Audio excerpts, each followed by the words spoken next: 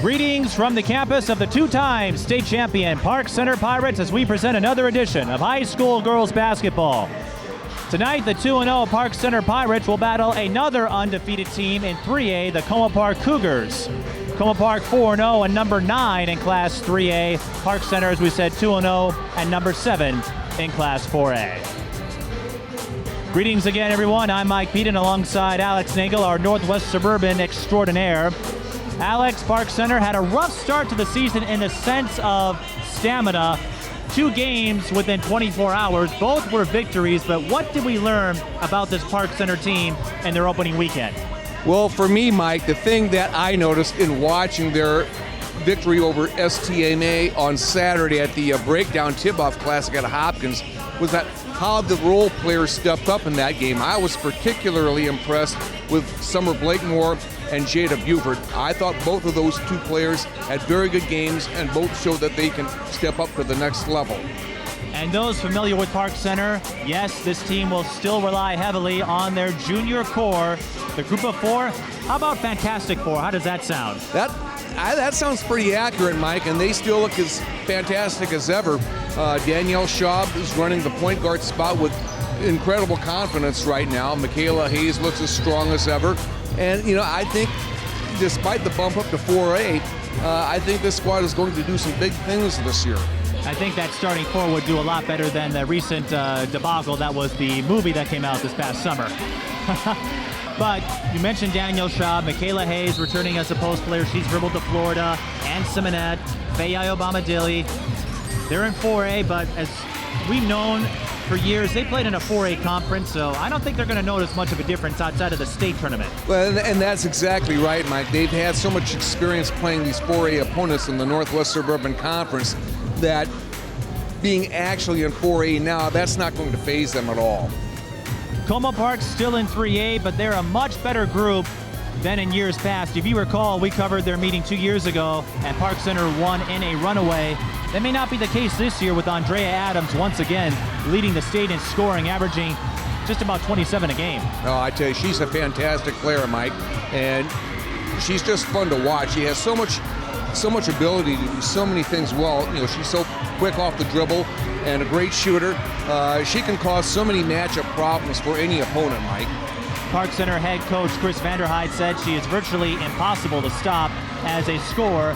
But Como Park is getting a lot more help than they used to in the form of Michaela Van Nett and their freshman post player, Elena Jones. Well, I think they're going to need that help tonight, Mike. We know how good Andrayah Adams is, but they need these other players to step up as well. Not only for tonight, but for to do bigger things down the road as well. Should be a lot of fun. This will be our first of several visits to Park Center this month, and we'll see who stays undefeated when we return. The starting lineups are coming up next. So, Alex, before we get to the starting lineups, what do you think of these frames? Mike, I've never seen those on you before. I'm impressed. Must have just recently got them. I got them back in the summer, just got them repaired. In case you're wondering, I do wear glasses on occasion. They're reading glasses, and so they'll help me see the action a little bit tonight, but we all know I have absolutely no vision whatsoever. That's why I've got this guy next to me. Here's the starting lineups. We'll start with the visiting Como Park Cougars. A small change from what you're used to. Asia Shecker will get the start to get a little more size against the Park Center team. She's number 1, 5'10" junior forward. And then your traditionals, Andrayah Adams, number 15, the 5'8" senior guard. Number 23, Rebecca Hausman, the 5'9" senior forward. Number 24, Elena Jones, she's the 5'11" freshman center. And number 32, Mikayla Van Nett, the 5'5" sophomore guard. Park Center will start. Number 5, Danielle Schaub, the 5'4" junior guard. Number 4, Summer Blakemore, the 5'5" sophomore guard. Number 11, Ann Simonette, the 5'5" junior guard. Number 22, Mikayla Hayes, the 6'1" junior forward. And number 25, Faye Obama Dilly, the 5'6" junior forward. Not too many forwards listed at 5'6", but that's the case with Faye. Well, I tell you what, she's a fun one to watch, Mike, and she can make a lot of things happen. Well, and as we noted, because Park Center's size or lack thereof influences the lineup, they effectively have 4 guards and 1 post, but you're not going to be penalized for labeling somebody a guard or a forward, but as you noted with Faye, over the years, her defensive tenacity, absolutely impeccable. Actually, she's listed at 5'8". You've got her at 5'8"? Yeah. They put 5'6" in the high school league program. You know how it works. They always add an extra couple of inches with the shoes on. Yeah. She's taller than I am, put it that way. Well, with shoes, I'm about 6'6". Without them, I'm about 5'7". Yeah. Mike, in preparing for this game, I think one of the keys for Como tonight is, number one, can they get into the lane for easy scores? And number two, can they stay out of foul trouble? Because I think their bench is a little suspect. Their bench is a bit deeper than previous years, and that was displayed in the opening weekend against Hamlin. And on that note, there's a bit of confusion about the record. We're going with 4-0. The Minnesota Scores website has 3-1 because there was some ambiguity about player eligibility. They hope to get that cleared up. So right now, everyone is operating as if this team is 4-0. And the reason for that is that if there were ineligible players, they, in theory, would have had to forfeit the previous game with Waconia because they played 2 games in a day. Okay. In either case, they're really good, much better than a year ago, and got their first top 10 ranking in school history at the start of the season. Park Center, number 7. And they'll be contending with the likes of Elk River, Minnetonka.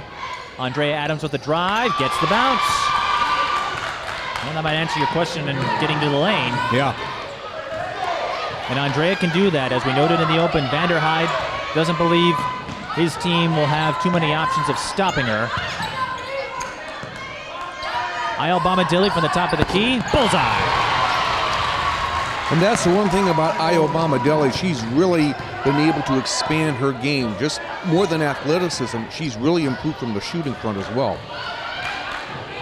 And that's something that can be said about a lot of Park Center players, Mikayla Hayes included. Whoa, a laser pass from Adams to Jones, and Jones with the finish. Adams sidearmed the pass, and Jones scooped it up. Well, I tell you, you can't really defend that very well. That was just a brilliant pass by Andrayah Adams on that.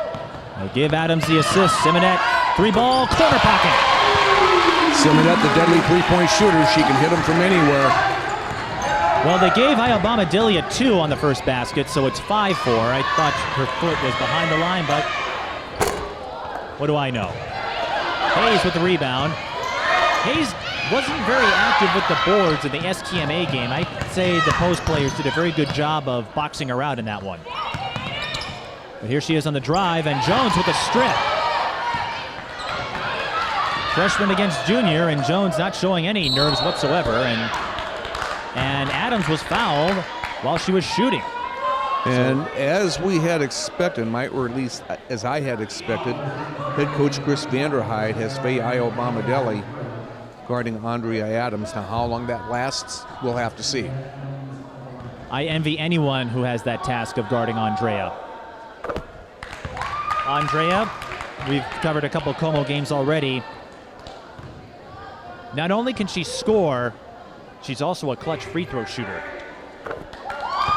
She hit, I think, 4 in a row at the end of the Providence game to get the win, at least based on our account, and then made her first 12 free throws before missing in Como Park's win over De La Salle, 83-72. She's pure on all 3 here. She's up to 5 points. And unofficially, she's entering this game at 2,610 career points as she works her way to join the 3,000-point club, a group that, well, here's Hayes posting up, and Jones will be hit with a foul.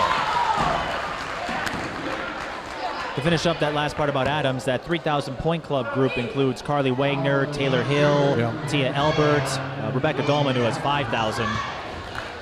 And some more recent inductees include Taylor Reese. And all of them were household names at the prep level.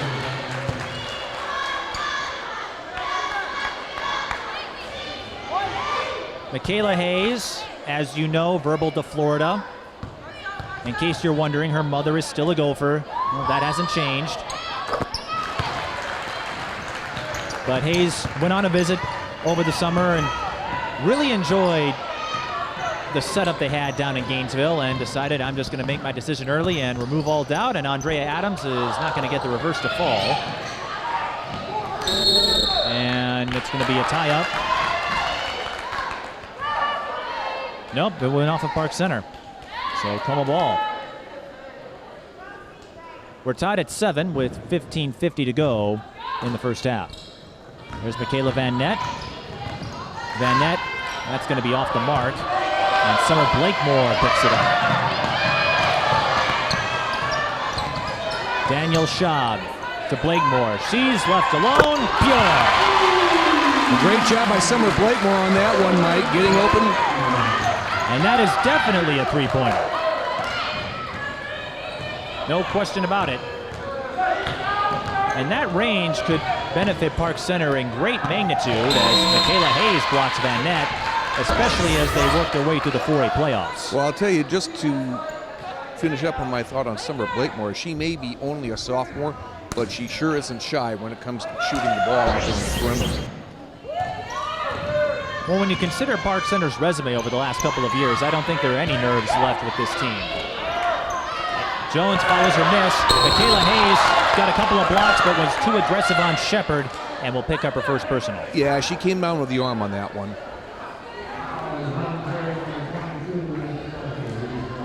Asia Shepard, one of the newcomers this year to the Como Park roster, and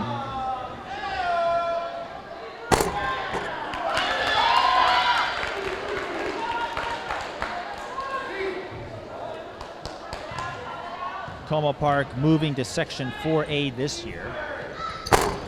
As we look to find them in the stat sheet. Shepard makes both free throws. We'll get that sorted out.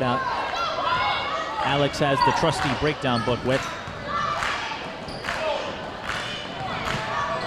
And we'll have plenty of anecdotes to share as the game goes along. Blakemore was close. Adams playing her closely there. Schaub on the baseline. Guarded by Van Net. Goes out to Simonette.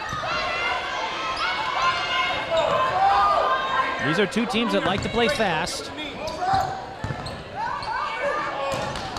Hayes thought about the three. Jones doesn't buy the fake, but Schaub is left alone. She can't put it in, and Shepard with the rebound. Normally, Rain Adams starts in Como Park games, but again, Alexis Gray-Lawson, wanting to get a little more size to start the game, opted to go with Asia Shepard, but we will see Rain Adams. 5-second call on Van Net. Daniel Shaw playing some heads-up defense. And right there, Mike, you see one of the strengths of Park Center, their defense. That's where everything starts for them.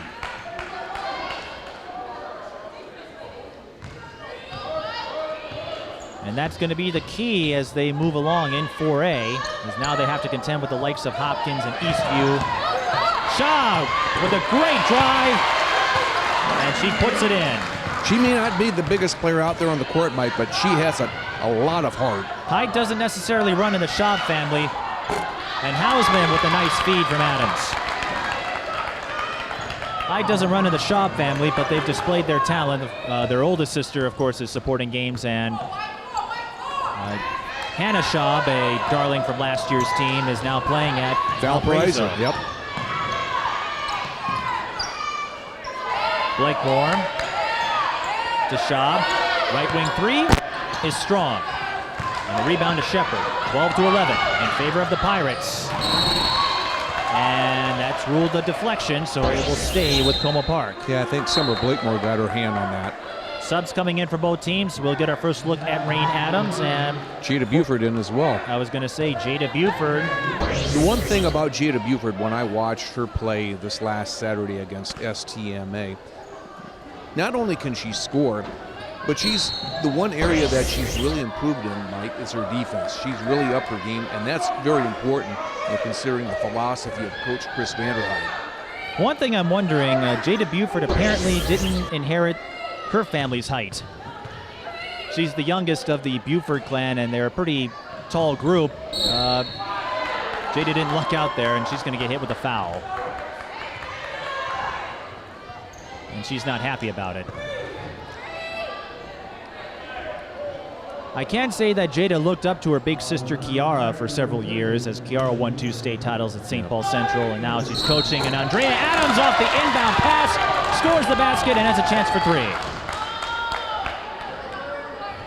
Andrayah Adams, when she's not playing on the court, she likes to sing. And we'll be covering a couple more Como games later this season. I might have to get her to sing a tune or two. Actually, her father was in the professional musician for many years and recorded some jingles. Oh. And Adams misses the three-point play chance, but she does give Como a 13-12 lead. Schaub drives and scores. That's the second time Schaub has taken the ball to the rim. Just how she slithers inside in traffic, Mike, is really something to watch. Andrayah pokes and can't recover it in time. And that's exactly what I'm talking about there. She's really upped her intensity on defense, and you just saw it right there.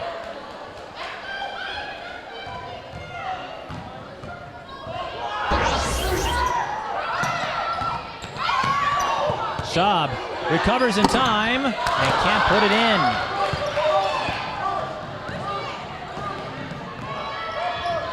Adams steps into a three and will again shoot a triple. I believe that was on Faye Ayobamadili. And that'll be her second. I think Chris Vanderhyde is going to send in Megan Dubois to give Ayobamadili a bit of a breather here. So Andrayah Adams, who's a solid free throw shooter, solid three-point shooter, pretty much solid all around. Actually, I think is that the third foul on Ayobamadili? I think it is. That's what I see. She's got three. You're right.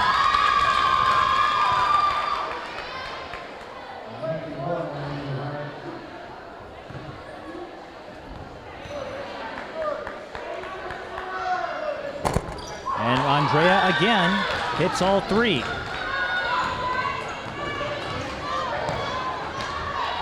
So Andrayah is 6 of 7 from the line thus far.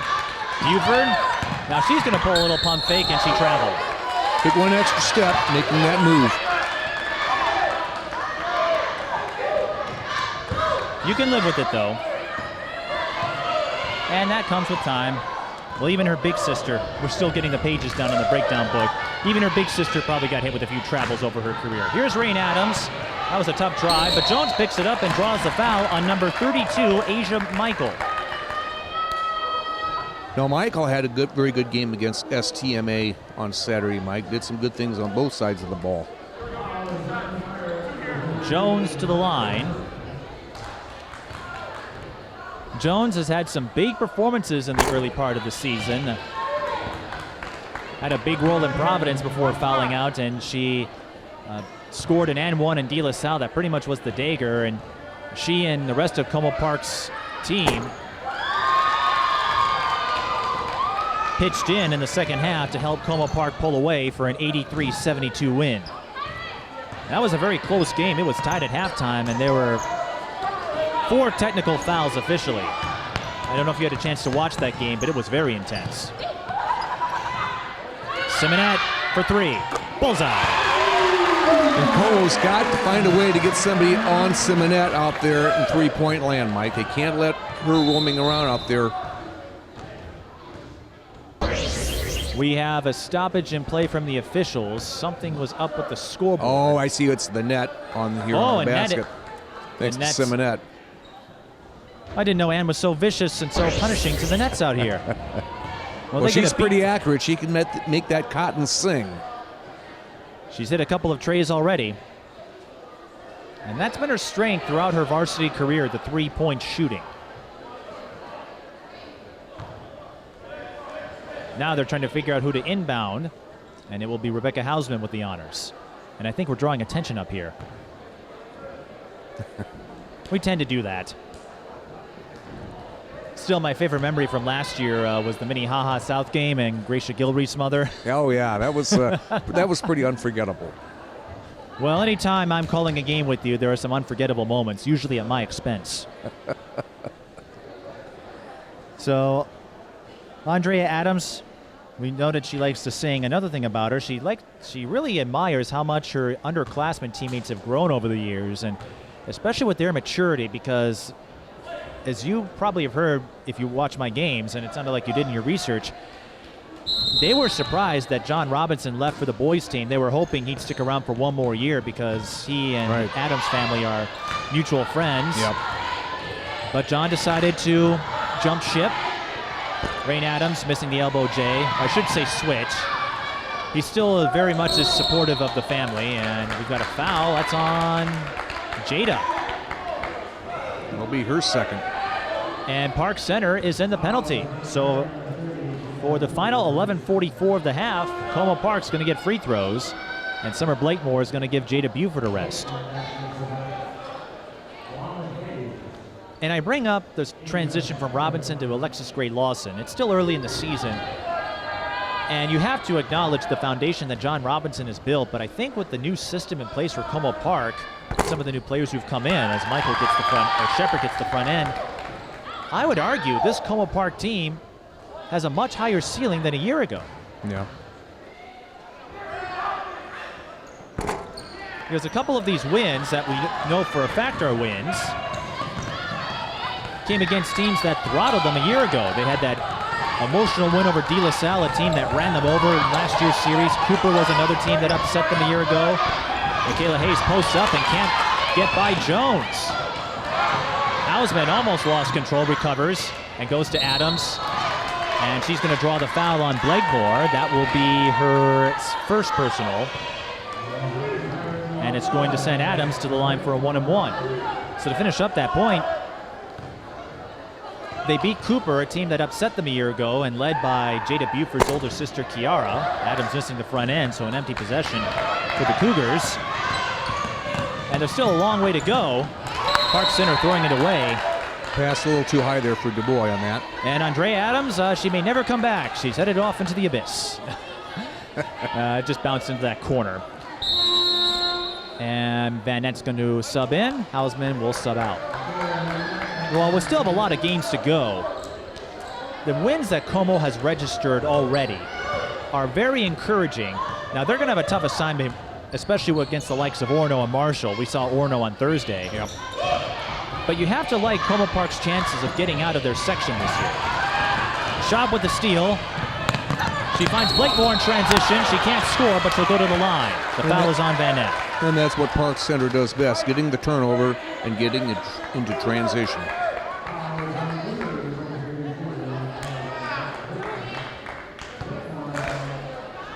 Summer Blakemore, the sophomore, took over the starting role that was vacated by Hannah Schaub's graduation a year ago.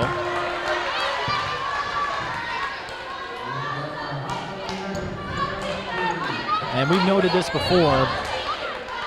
Selfishly, Park Center's fans were not thrilled about classing up to 4A, and when you win 2 state titles, why would you be? But they also are aware they play in mostly a 4A conference in the Northwest Suburban. Their region pits them against a lot of 4A teams. Blakemore misses both free throws. Rain, can she get by Danielle Schaub? No, she cannot. Andrayah Adams is there and throws up a wild shot. So Park Center escapes with no damage. They still trail by 1, 18-17. Michael looking to change that, can't hit the baseline J, and it's picked up by Elena Jones. Van Net has a 3. Off the rim. Hausman with the O-board. Goes up too high. Rain Adams with another O-board, and she travels. Good offensive rebound by Hausman there, Mike, but when she grabbed it and put it up, I'm not sure if she knew where she was exactly on the court. Floor spacing and instinct kind of become issues on offensive rebounds. I see it a lot at this level. Yeah. You get the ball and the first instinct is to throw up a shot right away. You don't have a shot clock, so you can take time to reset. Danielle Schaub, that's the third time she's found a hole, and that's the third time she's taken it home, and Alexis Gray Lawson's going to call a timeout. Danielle Schaub, well, she pulled off that move from the right side twice, and if you're wondering, she can go left too. You know, the interesting thing about Danielle Schaub, we really saw her take two huge steps forward 2 years ago, Mike, when Hannah went down with that knee injury and she had to come in and take her spot at the point guard spot. You know, how she's grown not only with confidence, but ability as well has really been something to watch. Schaub also involved in soccer and the school yearbook club. and goes by the nicknames Dale, Peanut, and Danny.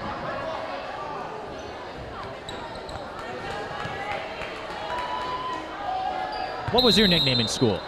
Big Al.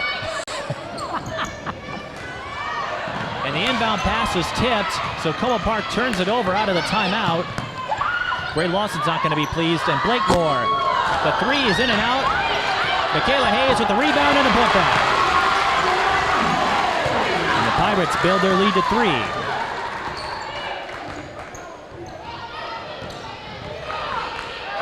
Van Nett stripped again. It's Seminette this time. Danielle Schaub will get a fast break deuce. She's up to 8.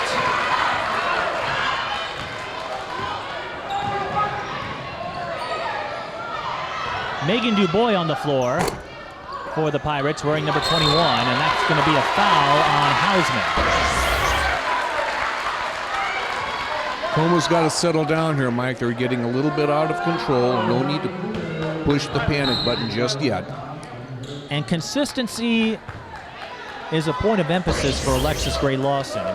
She noted after the win over Cooper, it was 71-52, Como controlled it, but she felt the Cougars let up too soon with the big lead of theirs and was not pleased with their defensive effort in that game, even though on the scoreboard it looked like it was a runaway win for the Cougars. And Simonette can't make it 3. Hayes draws the foul on Adams and can shoot a pair. That will be the first on Andrayah. Mikayla Hayes, we're actually going to run the full one-on-one interview that I had with her. I will be doing a feature on Hayes for the Prep Spotlight show, but I had a chance to speak with her for a few minutes, and she gave some pretty fascinating insights. She gets a lot of nicknames during the season, and for this campaign, they'll call her Mike. She also is on the track and volleyball teams. She makes both free throws. And the Pirates have their largest lead of the game at 7, and that could grow even more. And another turnover. Schaub for 3. Doesn't fall. Look who's there for the O-board again. Jump ball, and the possession arrow favors the Pirates. Well, it's situations like these, Mike, where Park Center's confidence really grows when they force turnovers and they get into transition and they get points out of it. That's where you really see their confidence blossom. It's a cliche, but it's true. The Pirates, with their success over the last 2 years, they have the championship pedigree. And so in a way, it helps them maneuver through stressful situations. And we're seeing that here in the last few minutes. Blakemore with the floater. Right down the middle.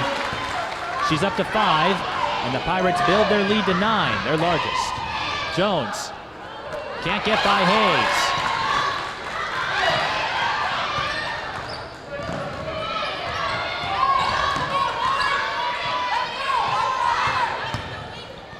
Blakemore tied up, throws it up, can't put it in. I believe the Pirates have scored the last 10 points. Yeah, I was just going to say, looks like this. I think this is a 10-1 run so far. And Simonette will be hit with a foul as she pushed on Hausman. Sydney Jackson is in the game for the Cougars. These two teams did not meet a year ago, even though they were grouped in the same section. And we've noted this a few times, Como Park among the beneficiaries of Park Center classing up, because last year it was clear that they were far and above everyone else in that grouping. Not to say Como Park doesn't have talent, but De La Salle and Hill Murray, they're not quite the same schools they used to be. Como Park still leaving some free throws empty, and Simonette not leaving the three-pointers empty. That's her third. The lead is now 11. Jones. Well, I think she had an opening and she'd taken it from long range. Instead, Hayes with the block. And here's Megan Dubois for another fast break double.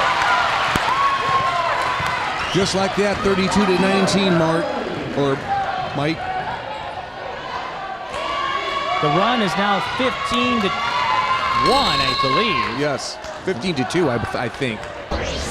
It was tied at 17, wasn't it? Yeah. Sydney Jackson will shoot a pair. That's going to be the one key to watch for Park Center as they're now, Como Park now the double bonus. The foul is the first on Megan Dubois. But Ayobama Dilly has 3 fouls, and she's the defensive stopper. But the last few possessions for Como Park have either been missed shots or turnovers. Yeah. And I think just as important, Mike, it's really been a one-and-done deal as far as rebounding. They're not getting any offensive rebounds at all. And they're getting splits at the free throw line, and that's not going to help their cause that much. It's a 15-3 run unofficially for the Pirates. They lead by 12. Oh, look at that. Megan Dubois takes the feed from Hayes for the score. And another steal. Andrayah Adams recovers and gets the timeout call. And right now, as this lead continues growing for the Pirates, I think it's a testament to the depth between these two teams. Como Park, a much better team than their meeting from 2 years ago, but Park Center has a long line of players who can step in if their starters get in trouble. Well, and you know, I think the big thing from a Park Center standpoint, Mike, is that when you've won a couple of state titles like they have, your confidence level just grows exponentially, I think, don't you think?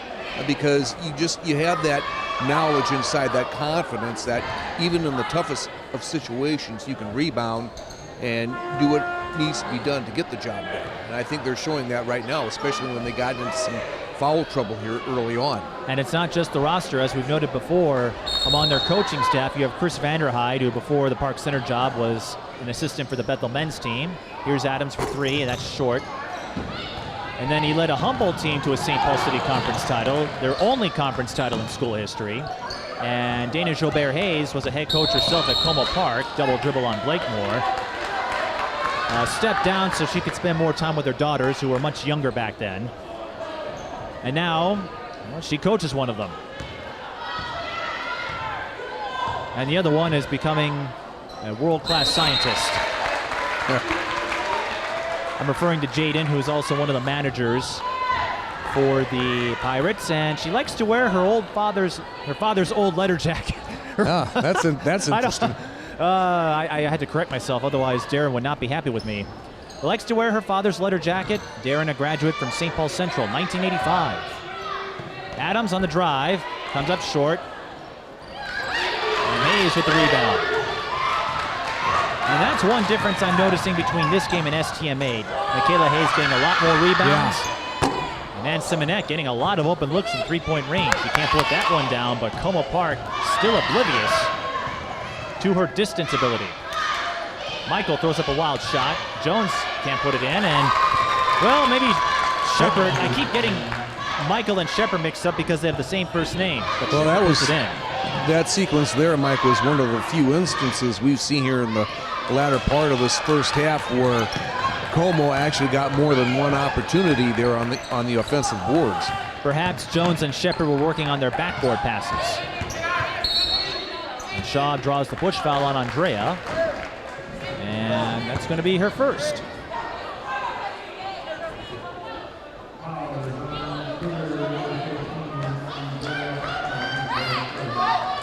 It's the team's 5th, so they're not in the penalty yet.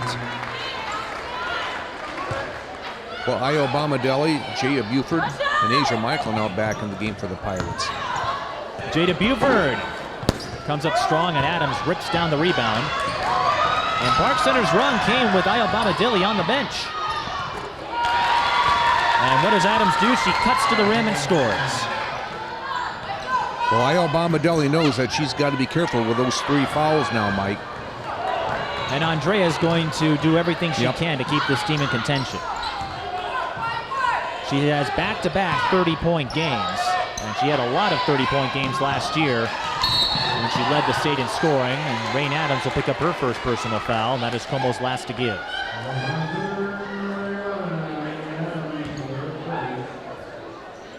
Younger sister Rain, the 5-foot sophomore guard. And another timeout is called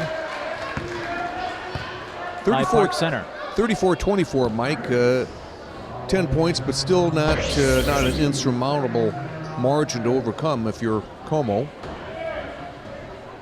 And it's a cliche, but it's true. Basketball is a game of runs. And Como Park is athletic enough and assertive enough that they can do so. That was one of the guidelines that Alexis Gray Lawson installed when she took over. She does not allow her team to be passive. So she always has them running up and down the floor in practices. She wants them to play aggressive offense and defense, and ideally using defense to translate to offense. Right now it's Park Center putting on the defensive clinic. They lead by 10 with 5:22 left in the first half.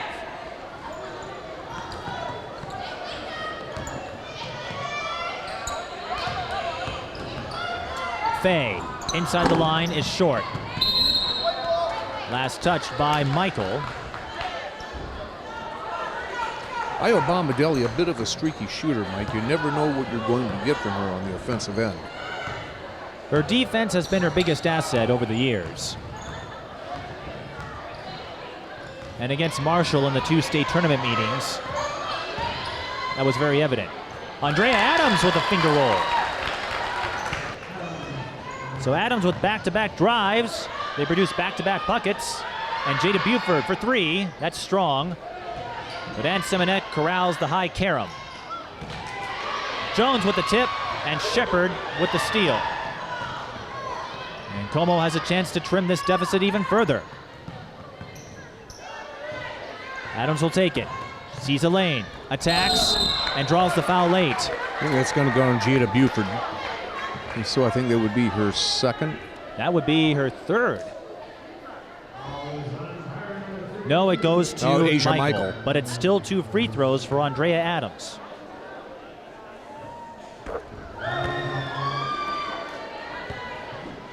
And Adams shot about over 80% last year.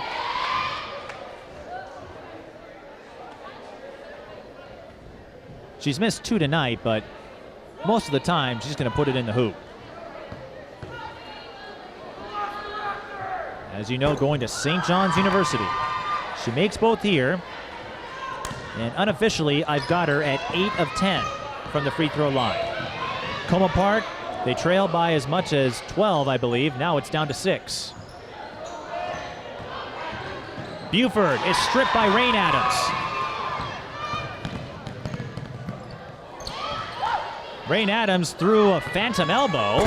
And Asia Shepard with the baseline J. Elbow J. And just like that, it's a 4-point game now, Mike. Como Park going on a run.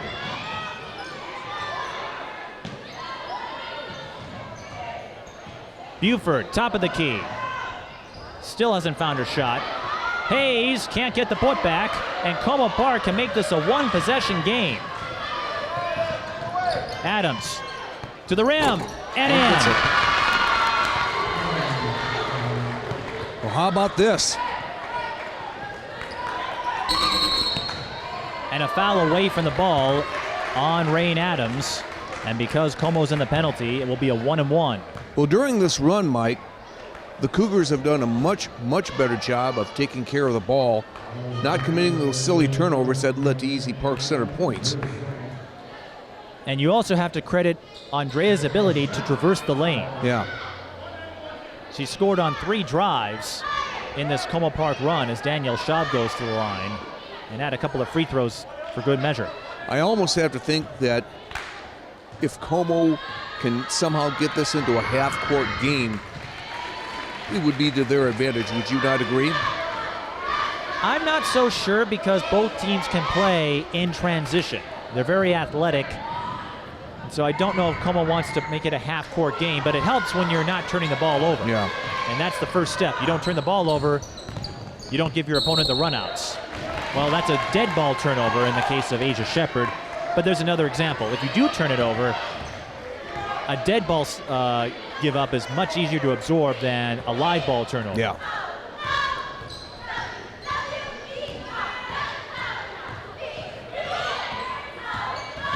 Because as we've seen, Park Center can thrive in the transition offense. They swing the ball around, and Schaub goes up, can't bank it in. Van Nett with the rebound. Como can tie it with a 3. Shepard, long 2. Short. Scramble for the ball. Jones wins it, but she had to get rid of it to avoid the jump ball, and it goes to Danielle Schaub. She's in transition and can't beat Adams. Asia Michael is there. No foul called. And a jump ball. Como with the arrow. I thought Andrayah might have escaped a foul call. In any case, Como escapes a proverbial bullet. Park Center with an odd women's situation, and they can't convert. Jones scores, and it's a one-point game. Well, nice little move there in the lane by Andrayah Adams, Mike. That little spin move confused Park Center momentarily on defense. And Jones was there to finish. Park Center was up by double digits, not anymore. Asia Michael short on the drive. Short again. Ooh.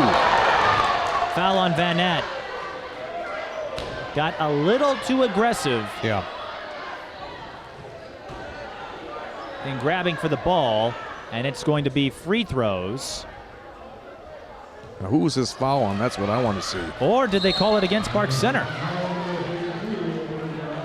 That's exactly what they did. They call it against Park Center. I thought it was on Van Nat. It's going to go on Asia Michael, I believe. And Michael picks up her third, so Michael and Iobama Dilly both have 3 fouls, and 2 free throws are coming for the Cougars.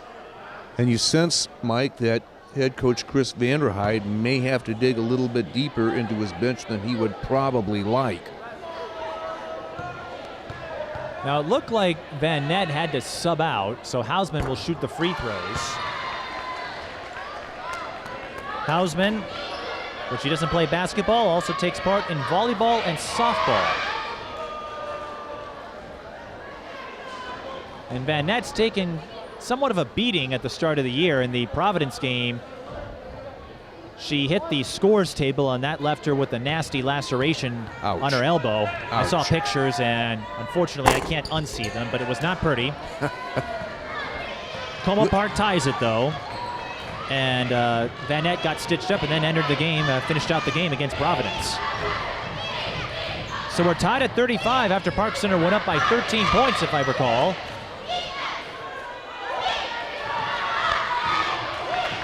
Hausman gets my Jack Youngblood award for that. DuBois for 3. Short. And the rebound to Rain Adams.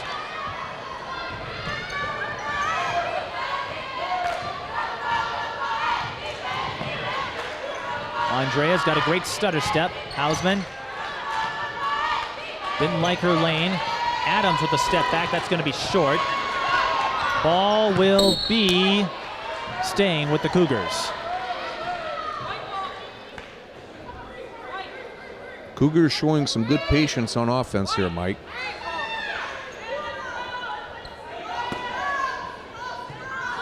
Well, they weathered through that early Park Center run.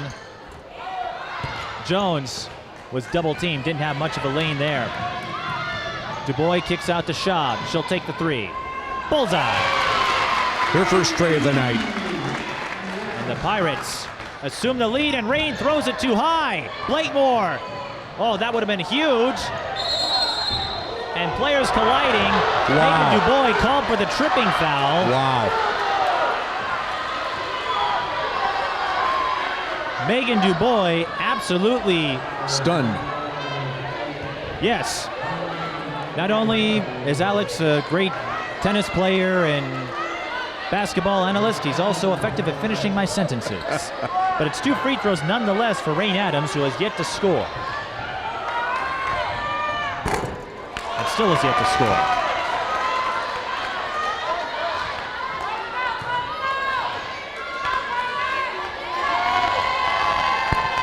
Gets her first point. Como Park struggling a bit from the free throw line. 16 of 24 is my unofficial tally. That's 67% for you mathematicians. Less than a minute to go in the first half. A 2-point game. DuBois finds Hayes on the backside. No. Adams mistimed the jump. And a fresh possession for the Pirates. They may opt to run out the clock here. A good awareness by Hayes grabbing that rebound on the run. Or I should say Megan Dubois grabbing that rebound on the run, Mike. Rain Adams with the deflection. It stays with the Pirates. 38.4 to go.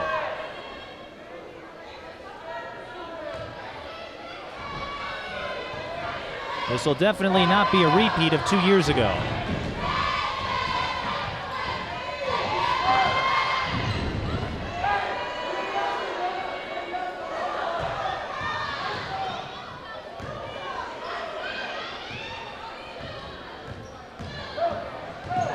Schaub used up the dribble. Park Center faking the drive there. They'll reset with 10 to go. Goes to Blakemore for the corner three. Good!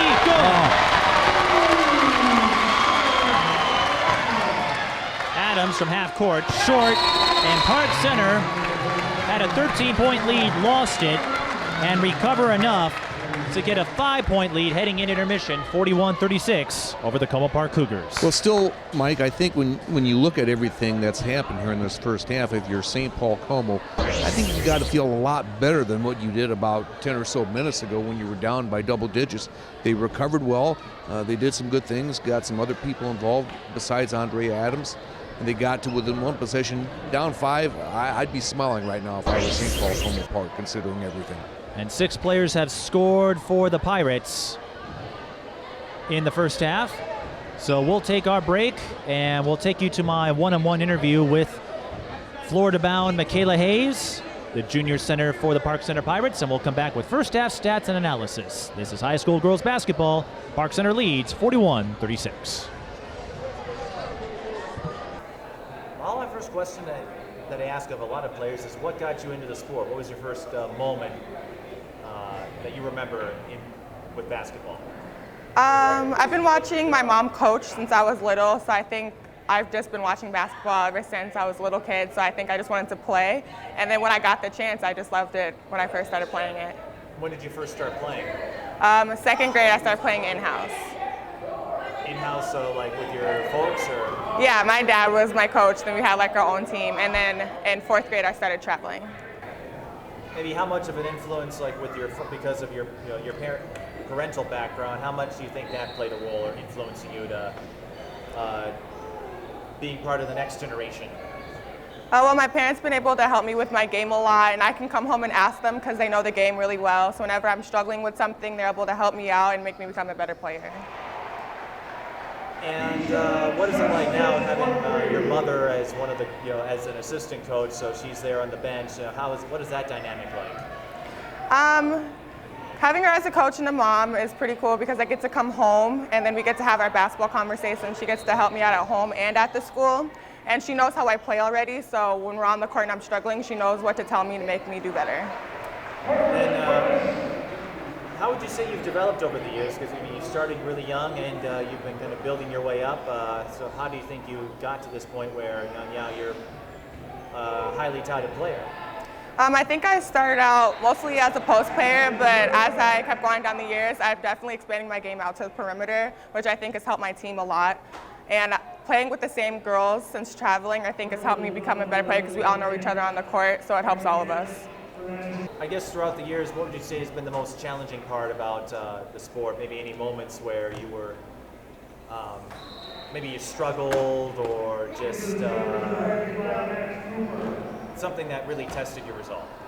Definitely for the high school team, we're really guard heavy, so I'm pretty much the only post player we have, and now we do have a couple more people, but not really like tall like me, so having to be the only post player has kind of been hard because it's really focused on the post game and guarding post. I've had to do that a lot, so that's been hard, but we've all gotten better by doing it, and now our guards are really good at helping out in the post and everything, so we've definitely gotten better, but that's probably been the hardest thing so far. But as you noted, you're kind of you're generally the tallest one of the bunch, and so how have you adapted with the team where you're the only true post player, so to speak, and everyone else has, and that's something everyone has to work around? Well, not having a 4 on the court with me gives me an opportunity to do more on the block and the high post. So our guards have been able to do that with me, and I've also been able to do in and out since I am the only post. I feel like the other team has to focus on stopping me, which gives me a chance to pass it right back out, so it gives our chance for our guards to make some offense.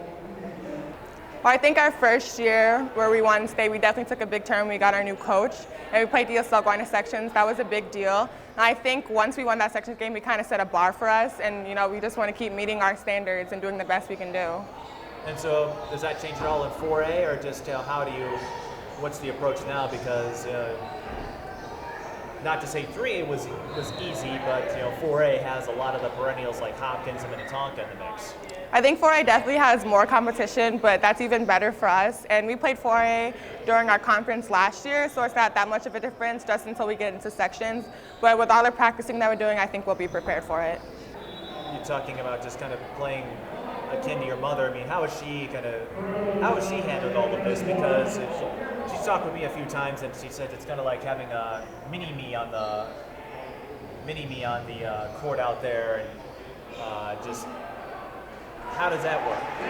Well, my mom's been through everything. She's played in college, went to University of Minnesota, and she's done college recruiting, and she played and she coached. So having her doing everything gives her like a point of view on everything that she's done already. So now that I'm going through all like the college recruiting and playing in high school and stuff, she's been able to give me advice and help me through it all. And how would you say you've grown as a player? You've talked about this a little bit, just having to do a lot of high post work. Just so overall, how have you grown as an athlete? Well, leadership-wise, when we first came, we were young, and we were one of the youngest players. And now this year we have no seniors, and we're considered the upperclassmen. So I think it's definitely a lot of responsibility. So as a person on the court, I definitely think it's brought out more leadership in me to like help out my teammates on the court. And then like athletically, I think just making sure that my team's doing good. And I know sometimes I have to score to make an offense on a team. So I think I've definitely got more of a higher IQ in basketball when I do on the court. So, of course, word is out that you have verbal to Florida. Of course, you can't sign the NLI until next year, but how long did that take? And then just maybe what was your emotion or your thought once you settled on your choice to go to Florida? Well, I started doing a lot of visits right after September 1st when schools were able to contact me. And I tried to do visits every weekend and make sure it was. And then Florida came in the home visit, and I talked to Coach Shimmy, and I liked the way they were right away. And then I got the chance to go visit down there a few weeks ago. And once I went down there, I knew it was the right place for me. Does the absence of snow, did that have any sway in your decision? Yeah, it was really, really hot down there. It was actually too hot, but I think I'm adjust just fine. So you don't mind not being around any snow then? No, I'm fine being around palm trees and sun. Just what was that whole process like? Just were you getting visits, and just for you to make this choice early, just how does that help you going forward, knowing that you don't have to worry about, per se, like 50 schools sending letters? At the beginning, it was definitely kind of stressful because I had a lot of schools to talk to because I don't know, I didn't want to do anything during basketball season. Like I wanted to make sure I had everything set during basketball season. So I was busy talking to everybody and trying to get visits all in at once. But when I knew the school was right, I just wanted to commit and then have all the pressure off my back for high school season. And so what's your focus now going forward? I mean, now that that's out of the way, I'm sure you'd love to know the state tournament. But what else are you looking to do as you continue your varsity career? Well, I'm definitely making sure to practice on my game. I know I have to practice on post, but I'm definitely working on my perimeter game also, just to become a better player, not just be on the inside, but be on the threat on the outside too. And I don't know, I guess that's it. And I guess what advice or what kind of tips or feedback would you give to other folks who might be looking in or starting out, or maybe perhaps they were in a position you were several years ago where you're young and now you're building up and you've been able to accomplish a lot already. What would you give to the up-and-coming folks on your team and down the line? To definitely keep working, and it does get hard, but just keep working through it and you'll get a better player each time. Like if you're not doing your best, then you're doing your worst. So just go 100% all the time. Well, I had a lovely interview with Mikayla Hayes, and she's had kind of a whirlwind ever since she announced that she was going to Florida, because you had some of the locals naturally wondering why not Minnesota. And if you're curious, Minnesota didn't take a look at her, but some of the reactions sometimes from fans just completely baffle me. Yeah. Just like Nia Holly, too. I mean, it's like you can't be happy for these people. You can't get not everybody can go to the home state. Right. But that was one of the narratives, and that not surprisingly, that bewildered Mikayla. But she's moving on. She's enjoying her time here, and I'm sure she'll enjoy Gainesville immensely. well, on the plus side, no snow to deal with. Yeah. First half stats: Andrayah Adams had 18 points in the opening frame to lead all players. Daniel Schaub leads the Pirates with 12. A couple of big runs going both ways. Park Center built their lead to 13. Como tied it. And here's Hayes firing the three. She can shoot from out there, but can't convert that time. Then Park Center going on a quick burst to take a 5-point lead by the intermission. Ball is live. Andrayah wins the battle for the scrum, and Jones had a tough lane with Hayes. Daniel Schaub can't save it. But Elena Jones wasn't ready for the pass. Blakemore on the run. Weaves through Hausman, and that's going to be a jump ball. So Como with the arrow. She had to use a pretty deft touch to get us. That is very impressive. And Elena Jones doesn't have the vertical, so they're going to have Hayes go get it. She can't get it either. She can't get it. And Patrick Adams, Faye's going to try. She can't. Let's see, who else? Why don't you go out there? Yay! Sometimes you have to enlist the help of a spectator, but got the job done. Well, I guess Mikayla Hayes, don't expect her to dunk anytime soon. No. Like you said, though, it takes some very impressive skills, very deft touch to get the ball wedged in the rim. Moving right along. Commit that to memory. That doesn't happen often. Adams on the line. That's good for 2. A lot of coaches will tell you. Actually, I think that was the 3, Mike. They do give her 3. Yeah. I thought she was on the line. All right, we'll give her 3. Apparently, I need to get my glasses checked. Mikayla Hayes can't post up on Jones. That was too high. Rain Adams with the rebound. Como doing a good job on the boards here at the opening moments of the second half. Shepard, she's not a 3-point shooter, so no threat from there. Andrayah will reset things for the Cougars. Como, the number 9 team in Class 3A. Park Center, the number 7 team in Class 4A. And we'll be back here next Tuesday for Park Center's home meeting with Maple Grove, a Northwest Suburban battle. That should be a lot of fun. Maple Grove always brings a solid team. Adams, that's Rain, and she was a little wild on the drive.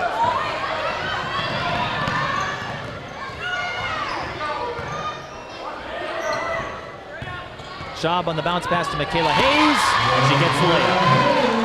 Mikayla to 8.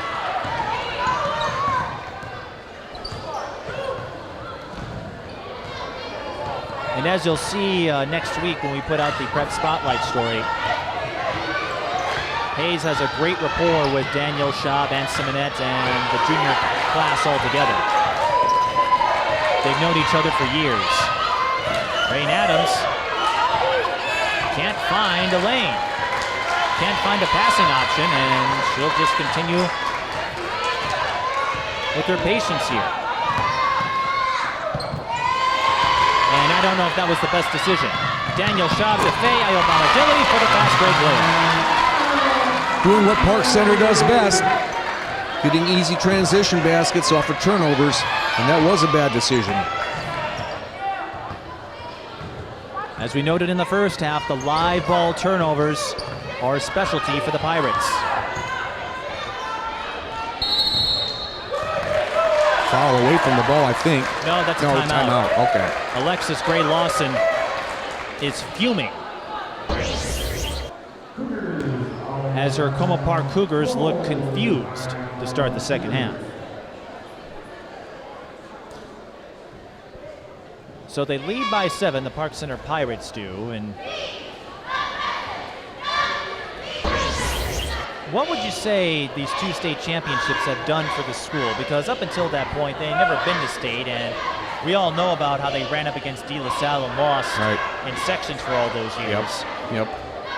And the 4A championship is not a guarantee with the field as tough as it is, but I'd say the culture around this team and this school has changed ever since they got that first one. No question about it, Mike. I mean, number one, it's a pride thing. Whenever you win state championship in a sport, major sport like basketball. It's a big sense of pride for the school. But I think, winning 2, not only is that much more pride involved, but I think more importantly for the team itself, as I said earlier, it just gives you that inner confidence that you can handle things when the going gets tough. Van Nett blocked from behind. Park Center going to transition again, and Adams swats it away from Alabama Dilly, but the rebound goes right to her. Simonette, 3-ball, corner pocket. And each time Como has paid the price when they've left her open, Mike. Simonette with 12. 4 triples for the junior. And just like that, it's a 10-point game again. We were tied at 35, and a push foul is called on Ann Simonette. That will be her second.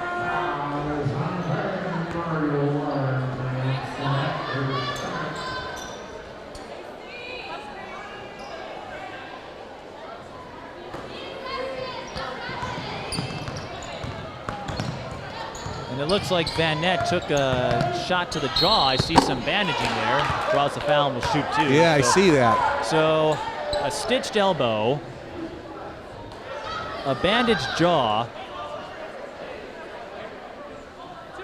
She's just a sophomore, but I'd say she's taking quite a licking. Yeah, she's getting some battle scars early on, to say the least.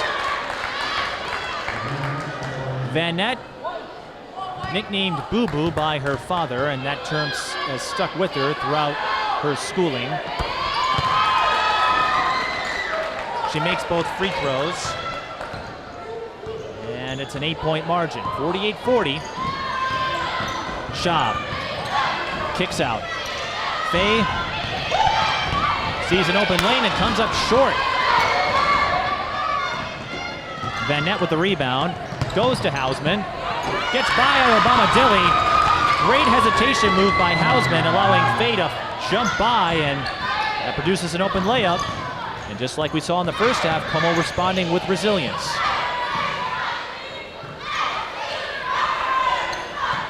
Hayes to Faye. Alabama Dilly gets the baseline. That's the second time. It's the elbow J. And that's going to be a timeout call as Chris Vanderhyde taking a 30-second timeout here, Mike. Park Center with an 8-point lead, 50-42. And while Faye has been working on her range a bit, the elbow J is a little more of her style. Yeah, it's, again, as I said earlier, from an offensive standpoint, you never quite know for sure what you're going to get from Alabama Dilly when it comes to shooting. I mean, she's a very streaky shooter when, she's had moments when she's really on, and, there's other moments when she struggles a little bit. Faye Shayo Alabama Dilly, when she's not playing basketball, likes to dance and go shopping, also plays volleyball and track. Shopping? No way. Some people like shopping. I like to shop, generally for camera equipment, though. Yeah. I don't know if Faye or too many others go for that kind of thing. I'm guessing the answer is a negative. Affirmative. Andrayah Adams, short on the jumper there. But the rebound goes to her, and she banks it in. Well, that was a tough lane to work with, too. Good job on the offensive boards there by St. Paul Como Park, getting that offensive rebound and giving them another chance. And Andrayah Adams had the answer. I've got her at 23. Daniel Schaub hits the tray. Three-point shooting is not necessarily her strength, but if you leave her open and give her enough opportunities, Mike, she'll burn you. I'm not sure. Oh, we have substitution. Yeah. Jada Buford coming back in for Summer Blakemore. Well, I've got Daniel Schaub with 2 triples and Simonette with 4 3-pointers and 2 3-pointers out of Summer Blakemore. So altogether, the Pirates have hit 8. And with it, a 9-point lead as well. 53-44.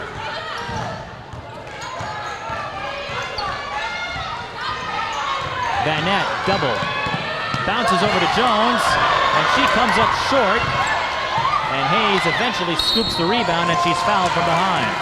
And those kinds of opportunities there, Mike, those are the ones, if you're St. Paul Como Park, you've got to finish on.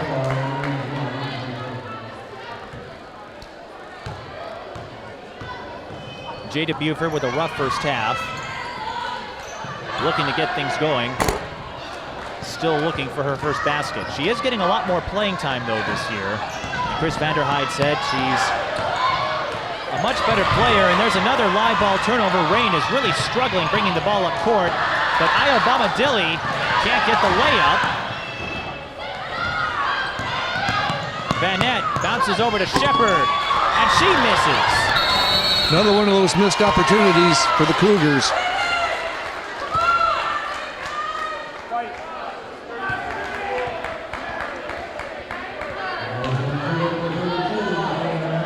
Van Nett hit with her second personal foul.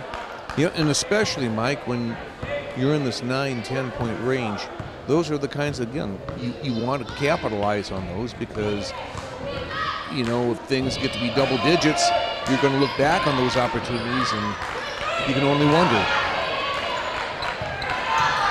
Hayes, no good. Shepard with the rebound. And she's looking to get it to a teammate. Rain Adams is there. So you don't want Shepard bringing the ball up court. That being said about Como Park, the one benefit with the class at the Park Center was instructed to do. That was a tough shot for Andrayah Adams with Hayes in her face. Shepard, that's too strong. Rain Adams was blocked by Hayes, but contact was made, so she'll shoot two. So if Como drops this game, it won't affect them that much because they no longer have to face Park Center in the postseason. Right. There again, a very good job on the offensive boards by the Cougars. Rain Adams with 1 point and 2 fouls. Still working on consistency. She's highly touted for her feistiness and her speed, but sometimes that gets a little out of control.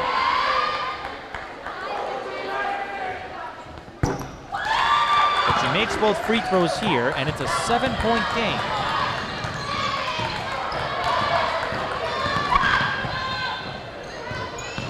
Dubois to Buford. She'll go to the line. The foul's on Van Nett.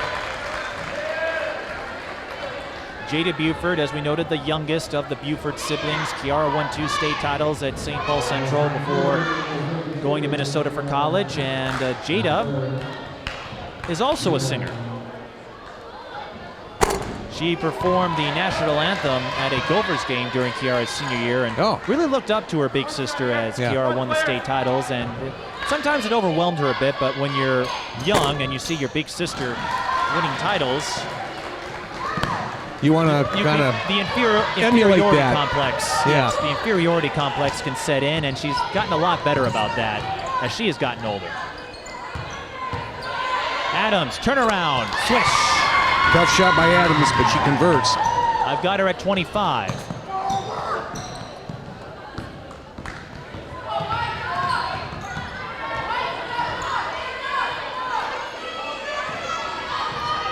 Dubois tries the baseline move. That doesn't work. Danielle Schaub, can she put another one in? Not this time. Como was ready for. And Andrayah Adams gets the rebound. Let's see what she does. Another tough shot, and another make. Just like that, a 4-point game.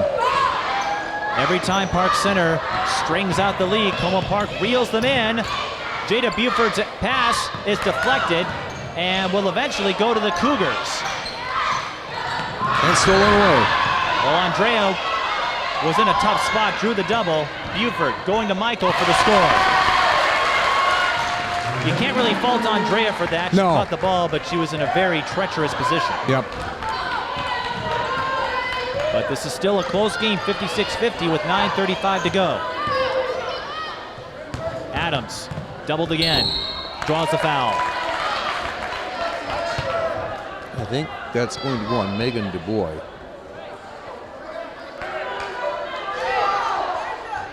That's her third.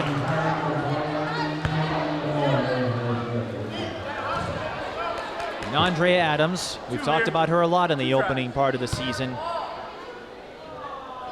Going to St. John's and should be a contender to lead the state in scoring this year.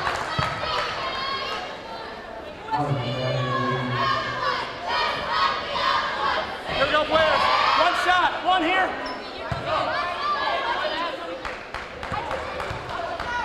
And I talked to her in the opening weekend about what she has done for the school, and even with the coaching change, Mikayla Hayes will go back in as Como Park draws the deficit to 4. She said it's still a gratifying experience to be the foundation that changes the culture of a program, because Como Park was a pushover team for many years, didn't have a lot to celebrate, and in comes Andrayah. Foul on Van Nett. I believe that will be her 4th, if that is the case.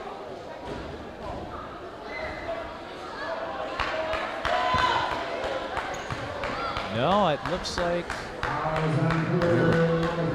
haven't listed it officially yet. it is Van Nett. I thought they signaled Hausman for a moment, but it's Van Nett. Well, and you know, you're right, Mike. It does take time to turn around the culture of a losing program. Rarely, very rarely does that happen overnight. And especially at the prep level. With enrollment procedures. Yeah. And the social climate. A lot of kids. Ooh. Elena Jones. Dangerous pass there. She read it. Couldn't get the steal, but you're right. Daniel Schaub goes to Simonette. This is within the line, but good for 2. In case you're wondering, and Simonette can hit 2-pointers. A great job by Park Center setting up a screen and letting Simonette roll free there into the left corner. And their lead goes back to 6. 5-second call on Adams. And she's been hit with that a couple of times in the season. But to finish up that point on Como Park, not a lot of players are willing to put in the commitment and the tools needed. Daniel Schaub, great kick out to Du Bois for 3. That's strong. Adams with the rebound. Very few people are willing to take that project on because they figure it's much easier to get noticed as Adams draws the foul. Much easier to get noticed if you go to a school that wins a lot, like Hopkins, or in the Class A schools, you got Maranatha, Mountain Iron Buell. Right. The state champion seems to change from year to year, but you have your regulars. Yep. Adams missing the front end. And so rarely do you see a player with such a transformative property at these lesser-known schools. Taylor Hill did that for Minneapolis South. They won a state title out of it. Gave them a great few years. And now Andrayah Adams is doing the same for Como. Faye Bombadelli back in for Park Center now, Mike. 5-point game, 8:20 to go. Schaub kicks out to Simonette. Rain Adams read the pass. The screen will not be successful this time. And it's good to see Rain getting a defensive stop. She's had a few mistakes in the second half, and again, still developing the maturity. Yep. And that will come with time. Daniel Schaub blocks her. Checks in, makes sure she's okay, and Rain says, yeah, I'm fine.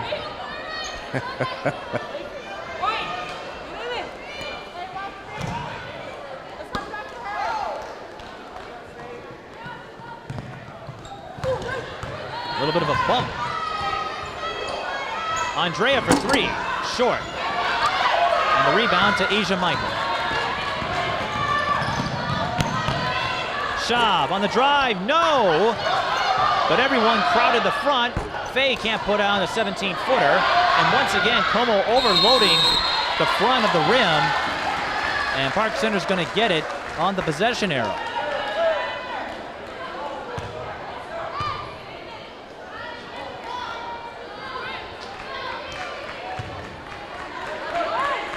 Let's see if they try and get Simonette free up in the corner. No, they go to inside. My goodness. 3 chances nothing for the Pirates. Shepard. That was a tough shot, and he pulls off the spin move. A one-possession game. And that's going to be a foul on Rain. That's their third, and that's what we talked about. No, wait a minute. No, Wait a Daniel minute. Schaub, is she going to get called for the elbow? Wow. Yes. Wow, I didn't see that. I thought it was going the other way. She's just as surprised as we are. But that is the call. It's the second foul on Danielle Schaub. And Como still hanging around. Park Center's had a chance to run away with this a couple of times. Uh-oh. And another turnover on Rain Adams. Some miscommunication there. Rain has really struggled tonight. And Summer Blakemore is going to check in for the Pirates. So Danielle Schaub bailed out by the miscue.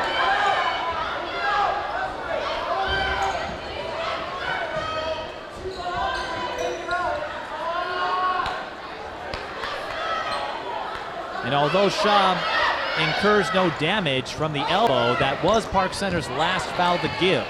So Como will be in the bonus at the next whistle. And Simonette, that would have been a huge triple, but it comes up strong. Shepard had the rebound there.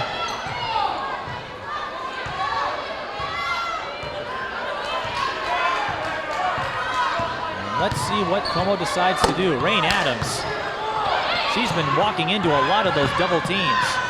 And Hausman, you're not going to beat Hayes there. No touches for Andrayah either.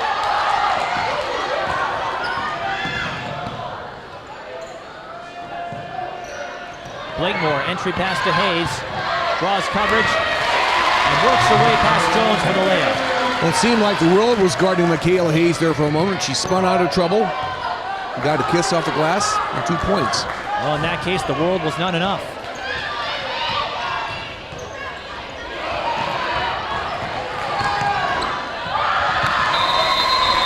Andrayah Adams, she likes the behind-the-back passes, but Shepard wasn't ready for it. Little contact down there between Andrayah Adams and Faye Iobamadeli, and Iobamadeli thought she was going to get tagged with her 4th foul there for a moment. Van Nat goes back in. She has 4 fouls. Rain Adams consoled by Alex Moore, one of the assistants.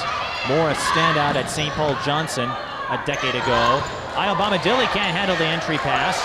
Park Center recovers though, so no damage there. And they can work the clock if they like. No, they'll go to Simonette. A great bounce pass from Schaub, and Simonette with the deuce. Beautiful bounce pass by Danielle Schaub. And this is the edge that Park Center has, the intangible of composure. Shepard, that's out of her range. Jones picks it up, loses it to Hayes. She's got Faye on the runouts. No! But she recovers, and this is the layup. Hayes at 1. Wow. When it comes to poise, discipline, Park Center has the edge in those intangibles. Winning 2 state titles can do that.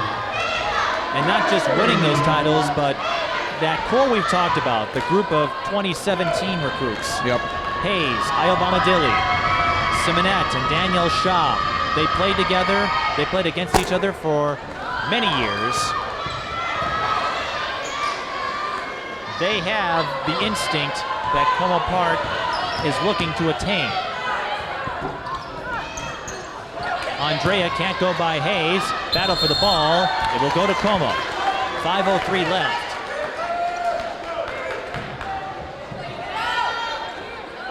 Well, as we near that 5-minute mark, Mike, this is probably do or die time for St. Paul Como Park. If they're going to get back into this thing, get it down to 1 or 2 possessions, they've got to stop operating here. Alexis Gray Lawson calls timeout. The Cougars have 1 remaining. The Pirates have 3. The Pirates are up by 9, 64-55. And this has been the trend throughout the game. Park Center goes on a run. Como reels them back in. And now Park Center with another advantage. Can they sustain it this time? Yep. And you can also look, I think, at some of the missed opportunities that St. Paul Como Park had earlier on in the second half, Mike, when it was relatively close. But this is a game for Como Park. Again, another one of these teams that they've been able to contend with, and this is a significant mark in their progression. As we noted in the first half, they beat De La Salle, they beat Cooper, two teams that had their way with them a year ago. They'll face Hastings again next week, another team that defeated them last year. They're expected to take the St. Paul City Conference. And they've got some other fun non-conference games ahead. Minnehaha Academy, the 2A perennial, among them.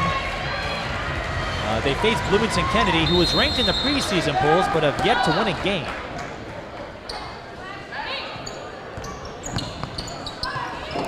Jones misses. Park Center, can they get another transition look off? They cannot. But they're in control of this one.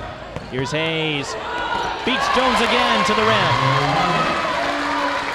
Mikayla Hayes really stepping up here in the last couple of minutes, Mike. And this is another point of pride for the Pirates. Their balance. 4 players are averaging double digits heading into this game. And Andrayah Adams trying to get her teammates involved. And that's 2 passes that have resulted in turnovers. And the turnovers are really piling up now for the Cougars. That might be enough to finish them off. We'll see. Well,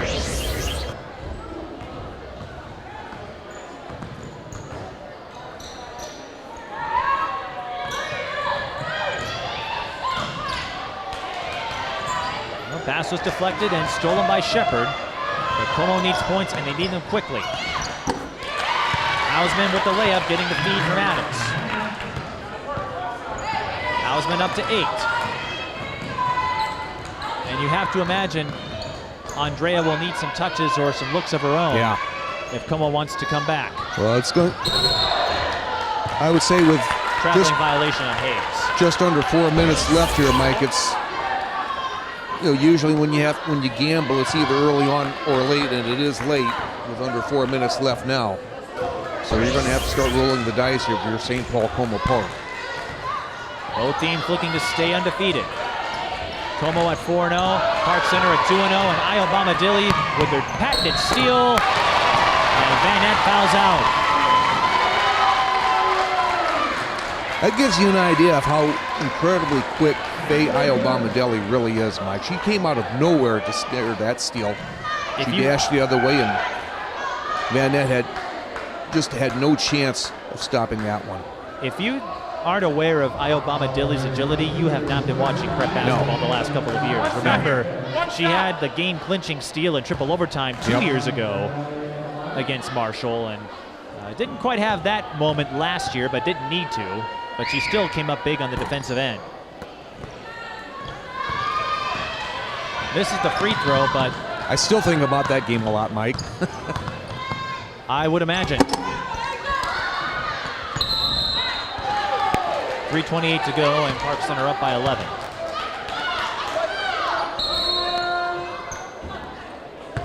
Asia Michael will go in place of Summer Blakemore. I think a lot of people still talk about that game. That was a memorable finish. Well, honestly, one of the best games I've ever seen anywhere, anytime. Adams short on the three-pointer. And Asia Michael left her pivot for it. But how can you forget that moment? It looked like Park Center would be sent packing after Caleb McMorris fouled out with a couple of minutes to go. McKenna DuBois fouled out. Touched by Michael, so another inbound for the Cougars. DuBois fouled out. And that left the freshman core into try to save the day, and they ended up doing just that. Shepard needs a passing target, finds Rain Adams, who will be in for the rest of the game as Van Nett has to sit the bench.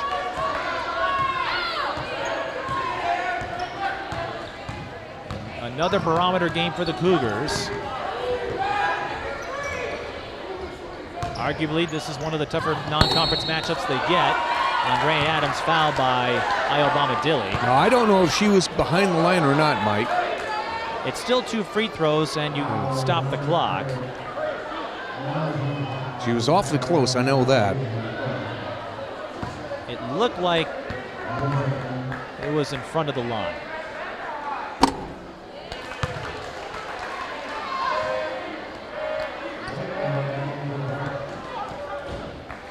We'll confirm the point totals, but if I've scored correctly, Andrayah Adams does have her third 30-point game of the season in succession.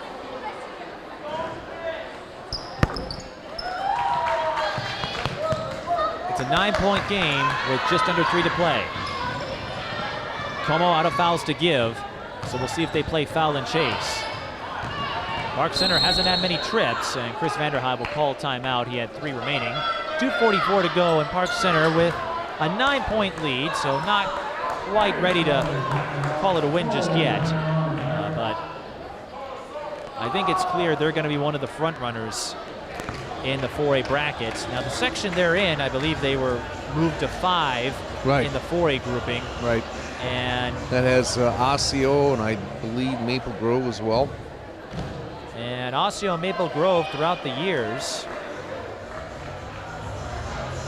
have given Park Center some trouble in the conference games. Well, of course, I was here last year when Osseo beat Park Center on a last-second basket. Centennial entered the season as the favorite in that group, number 4 in the breakdown rankings. And then Roseville also in the mix. Champlain Park could be a dark horse. Yep. Park Center could end up facing one of their conference opponents. That's one thing, you know, when you, I think what makes this section tough, and probably others as well, but you know, when you play your Northwest Suburban Conference opponents twice during the regular season and then have to face them again in the sectionals, you know, that's really tough. It just adds to the rivalry. And Section 5 historically has had half Northwest Suburban teams in the mix, so it's nothing new for them. But it's new for Park Center. There's the risk-taking that you're talking about from Como Park, and Danielle Schaub misses the elbow J. But Hausman can't align herself in time, and that was a basket Como really needed to have a shot. One of those missed opportunities. So Park Center can run the clock out here, and it looks like they'll hang on to stay undefeated as Rain Adams fouls Schaub to stop the clock with 1:59 left. And that will send Danielle to the line for 1-1. You know, and I think one had to wonder, too, when it comes to Park Center, you know, how they would fare losing 2 good players such as Hannah Schaub and McKenna Dubois. But, you know, the young ones have really stepped up to the plate here so far in the early part of the year, Mike. And I'm very impressed with what they've done. Of course, Hannah Schaub, as we mentioned, at Valparaiso University, and McKenna Dubois now at St. Thomas. Remember, the previous year, they lost Kayla McMorris to graduation. Yep. But they have this junior group through the 2016-17 season. We know that much, and as long as they're around,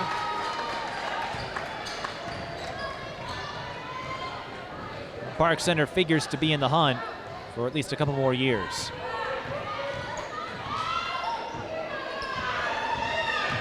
So Park Center should move to 3-0. Como will fall to 4-1. Hausman with the 16-footer. That brings her up to 10. And in a game that really was a barometer for both teams, maybe more so for Como. Yeah. The stat that stands out, you look at Park Center's totals, 3 players in double digits. Danielle Schaub with 17, Ann Simonette with 16, Mikayla Hayes with 14, Como with just 2, and Andrayah Adams has most of the scoring. She has about half. And again, part of that is experience and development. Como with a lot of new faces from last year to this year. Folks like Elena Jones and Sydney Jackson and Asia Shepard. So they're still adapting, and they also are still accommodating to the new system Yep. that Alexis Gray Lawson put in. Park Center, this is the third year Chris Vanderhyde has been with the school. It's the third year he's had this group with Dana Gilbert Hayes as an assistant.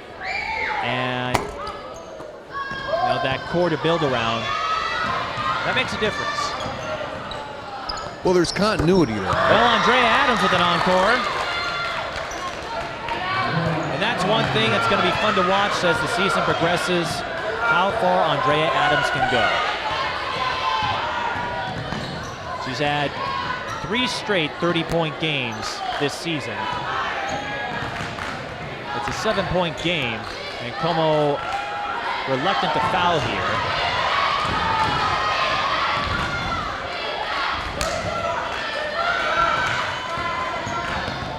Danielle Schaub not going to take any chances at this stage. Now the coaching staff is yelling for them to foul, and Sydney Jackson, well, you put an 8th grader on Danielle Schaub. That's usually a bad idea. Well, I was going to say, you put an 8th grader on someone like Danielle Schaub. Jackson at 5'2" and not much experience at all. You're going to be a little more tentative. But again, that's all part of the learning process. And Faye is going to foul out, but barring a strange sequence of events, I think that will be of little consequence.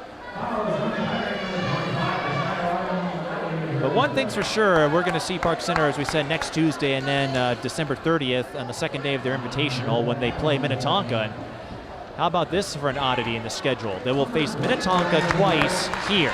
Wow. They get Minnetonka in mid-February in a regular season meeting, and that game is also going to be here. Wow. It was kind of like the Champlain Park series last year. They played Champlain Park in the tournament, and then they played them again in the cross-divisional series. Yep. As you know, you get 2 games within the division because the Northwest Suburban is just that big, and then one against your cross-division foe. Well, not entirely over here yet. She's gets a chance here to cut it down to 5 points, so Park Center still has to be careful with the ball. All right, players, 1 shot, 1.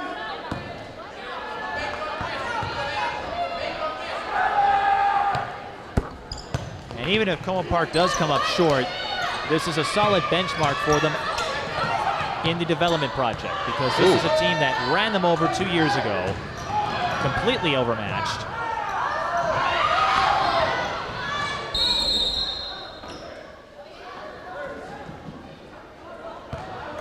And they made this a game, but the series of turnovers that led to Park Center runs was the difference in this matchup. And as we said before, that leads to the transition opportunities for the Pirates. And again, you take an experienced group like Park Center, they understand the process.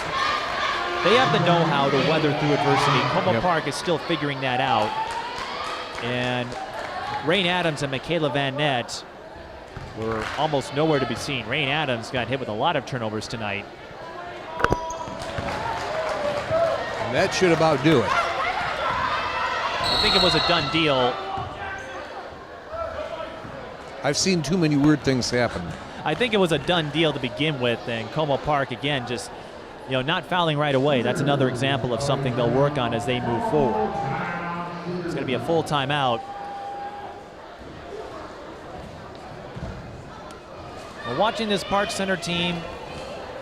We have no idea what's going to happen if they can get out of the section. And now that I've seen that section, and Centennial has given them some great games over the years. I think there was that overtime loss a year ago. Osseo could be a dark horse. Roseville, they lost Monica Burridge, but they could be in the hunt. If they can get out of the sections, then you got to go up against the likes of Hopkins and Eastview. I mean, it's going to be a tough journey. It's going to be a much harder road to hoe, that's for sure. And not to say 3A was easy either. No. I mean, Marshall gave them 2 great matchups in the state tournament championships. Just during the regular season, they split with Maple Grove. They won here and lost at Maple Grove. And I believe they split with Osseo during the season. They lost here but won at Osseo.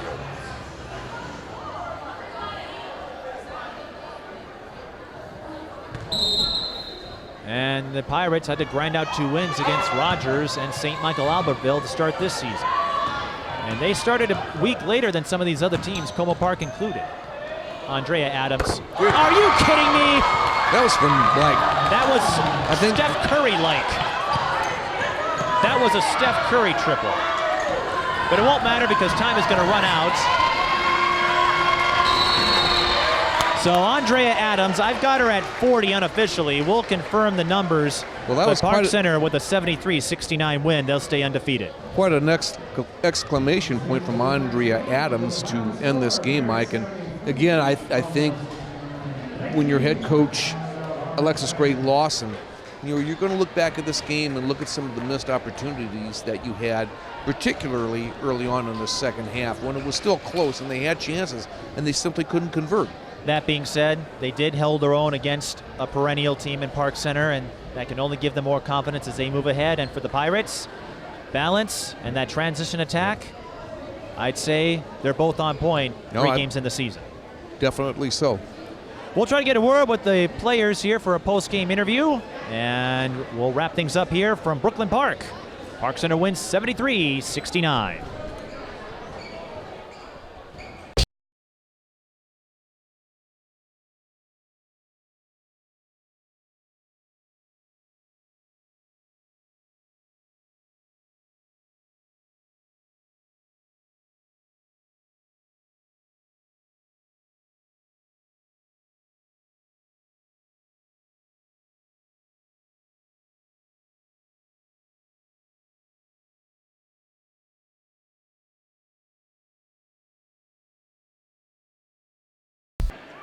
And we're back with Danielle Schaub next to me, and to her right is the always bubbly and energetic Ann Simonette. But Como Park was no laughing matter tonight. 2 years ago, you guys won in a runaway, and tonight you had to sweat this one out a bit. Yeah, they grew as a team. Andrea's the leading scorer in the state, so we had to step up our game. And she dropped 40 on you, including that Steph Curry-like triple at the end. That being said, there were a couple of key series in the first half and second half where you were able to convert your defense into transition offense. Yeah, I mean, we came ready to play. We knew she's a good player, so obviously she scored 40, but we still came out with the win. And what would you attribute that to, just hanging on and withstanding the Como Park runs? I mean, what was your question? What would you attribute this, your defense and just holding your own here? I mean, our defense converted to offense. I mean, defense wins games, so we played good D, and it led to a win.